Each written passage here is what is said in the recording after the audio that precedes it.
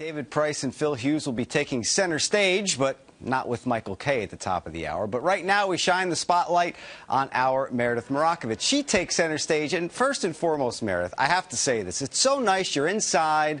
There's no umbrella. There's no threat of rain. The hair is nice. You don't have to worry about anything going on with the hair. It's nice to see inside.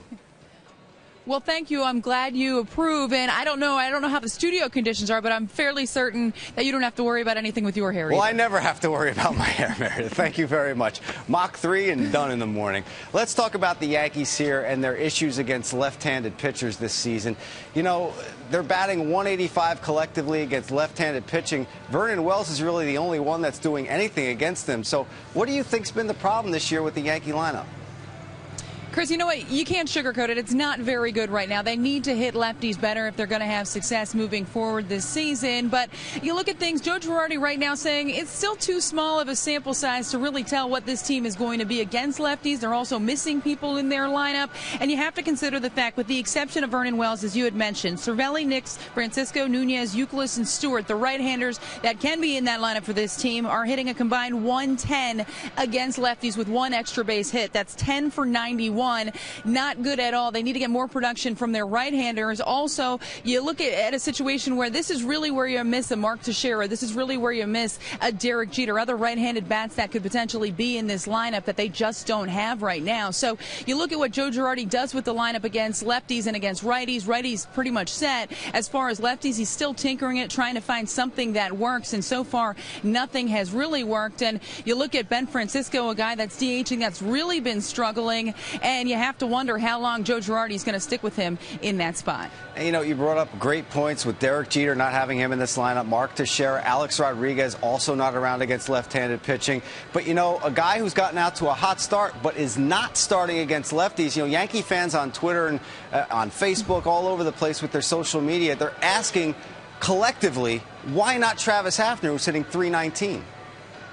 And it's a legitimate question to ask, Chris. And if you look back to his days in Cleveland, he hit both left-handers and right-handers, a career 49 home runs against left-handers throughout the course of his career. And right now, Joe Girardi saying, look, we brought Ben Francisco in here for a reason, and that's to hit against left-handed pitching. Obviously, he hasn't been doing that lately, but they're going to continue to stick with him, continue to put him in that lineup for the foreseeable future. Joe Girardi was asked, would you see a time where Travis Hafner might be an option there as a DH against a left-hander, and he said right now no, but maybe if things don't change in the future. So it seems as though he is open to that idea if Francisco continues to struggle. But with Hafner, it's more than that, Chris. You also have to consider that they want to keep him healthy, and by sitting him against lefties, that's a way to kind of give him some time off and make sure that he remains healthy throughout the course of the season. One thing they don't want to do is overwork him and have him come up with some type of injury that then they can't put him in the lineup against right-handers as well. So that's part of it too with Hafner,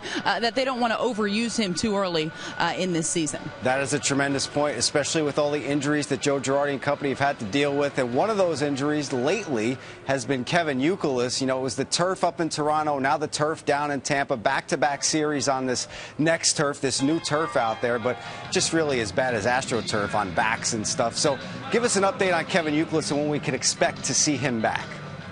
He's not in the lineup, and you really won't expect to see him back until probably Thursday. That would likely be the earliest. Joe Girardi saying even if he came in tomorrow and said, look, my back feels good, I want to be in that lineup, Joe Girardi said he would hesitate a little bit. This is something that they want to make sure is completely gone. They don't want this to be a lingering thing throughout the course of the season. So maybe you could see him as a pinch hitter tomorrow, but more than likely you won't see him in the lineup till Thursday. And that's only if Kevin Youkilis feels okay come Thursday. That still remains to be seen. All right, Meredith, thank you very much. We'll see you with Bob and Jack in just a bit on the pregame.